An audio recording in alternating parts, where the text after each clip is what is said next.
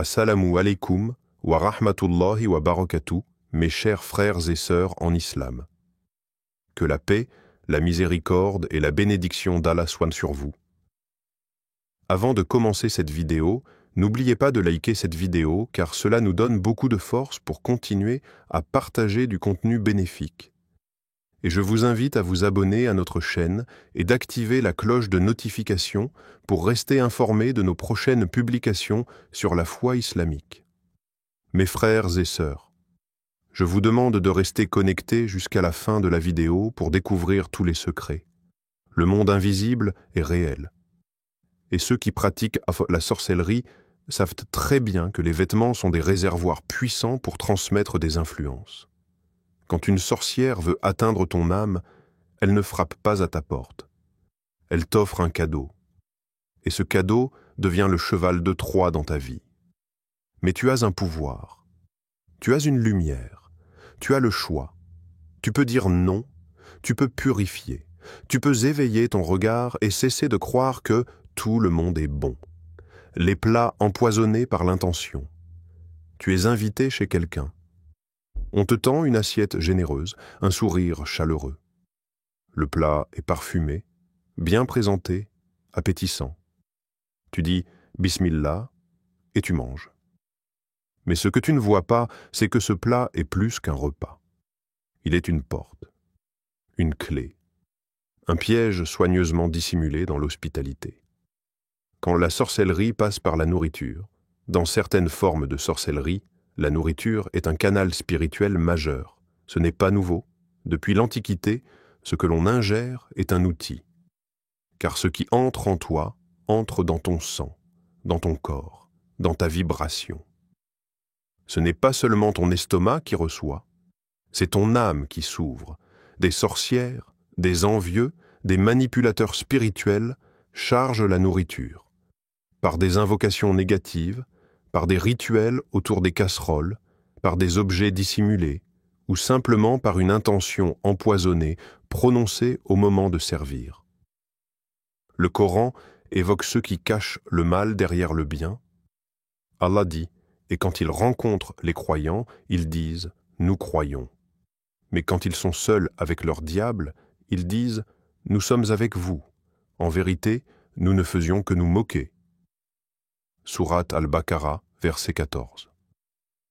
Le mal n'arrive jamais de façon évidente. Il se glisse derrière les sourires, les invitations, la gentillesse apparente. Et certains utilisent les repas comme appât, car ils savent que le cœur du croyant s'ouvre lorsqu'il mange en confiance. Signe d'un plat spirituellement pollué. Tu as mangé chez une personne.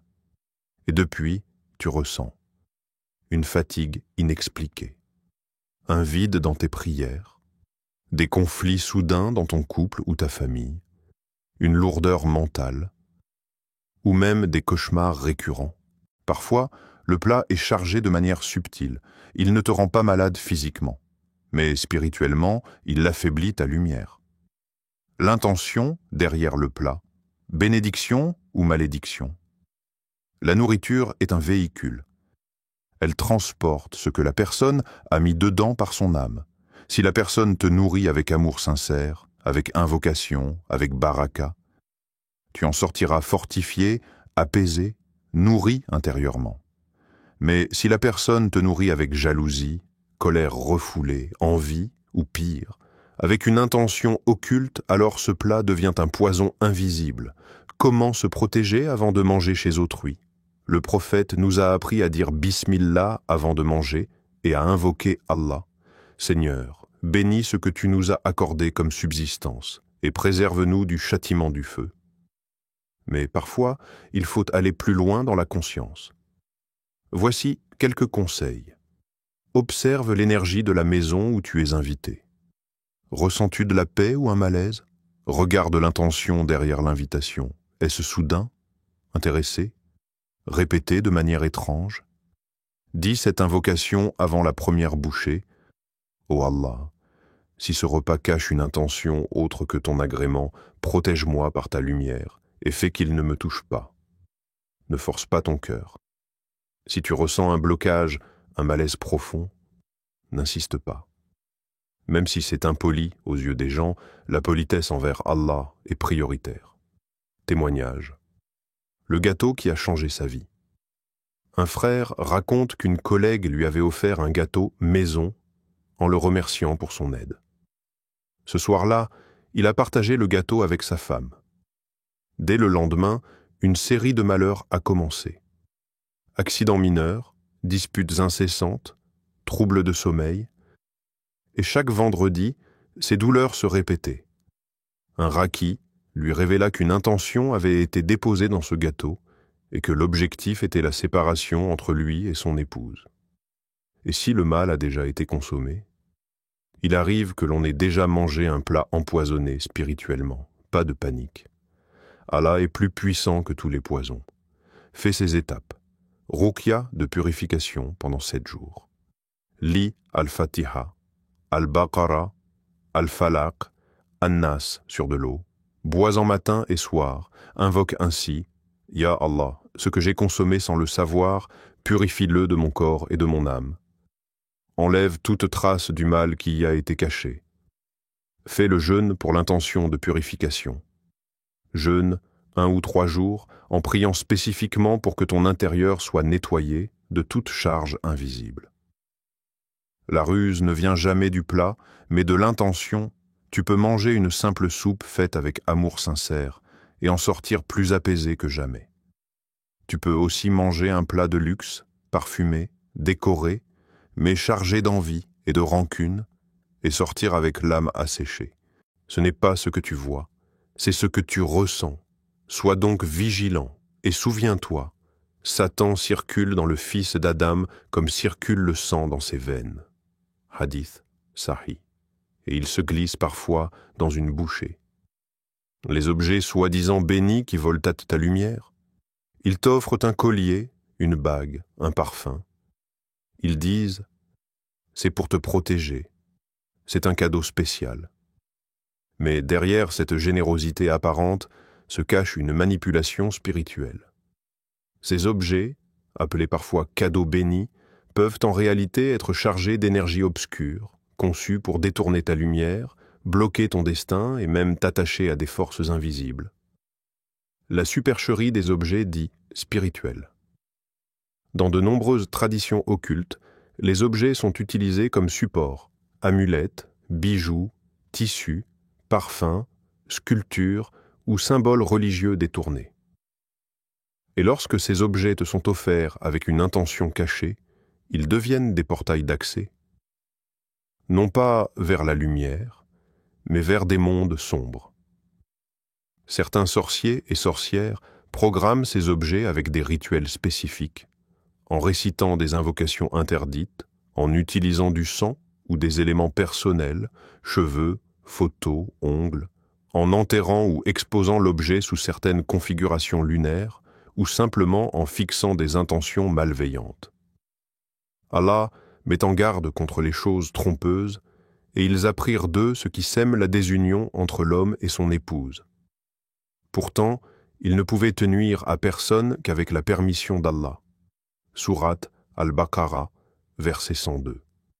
Ce verset parle directement des objets et pratiques utilisés dans la sorcellerie, souvent dans le but de créer des blocages ou de briser des relations. Ces objets inoffensifs sont parfois posés dans ta maison ou portés sur toi et tu ne vois rien. Mais dans l'invisible, ta lumière diminue peu à peu, signe qu'un objet dans ta vie vole ta lumière. Depuis que tu l'as, tu ressens de la fatigue spirituelle, tu fais des cauchemars sans raison, tu te sens observé, oppressé dans ton propre espace. Tes prières deviennent vides. Tu sens une présence étrange dans ta maison. Parfois, c'est un simple bracelet, un cadeau qu'on t'a donné avec insistance, un souvenir de voyage ou un objet soi-disant béni par une personne spéciale. Mais si l'objet n'est pas d'Allah, alors il est contre toi. Comment détecter un objet suspect? Voici quelques étapes pour évaluer un objet. Fais le silence en toi, regarde-le et ressens. Te fait-il du bien ou y a-t-il un malaise inexplicable? Fais la prière de consultation, Salat al-Istikhara. Passe l'objet au-dessus de la récitation du Coran. S'il provoque une gêne, une chaleur ou même un malaise, méfie-toi, pose des questions à son sujet. D'où vient-il? Pourquoi te l'a-t-on offert? À quel moment de ta vie? Vérifie les symboles ou inscriptions.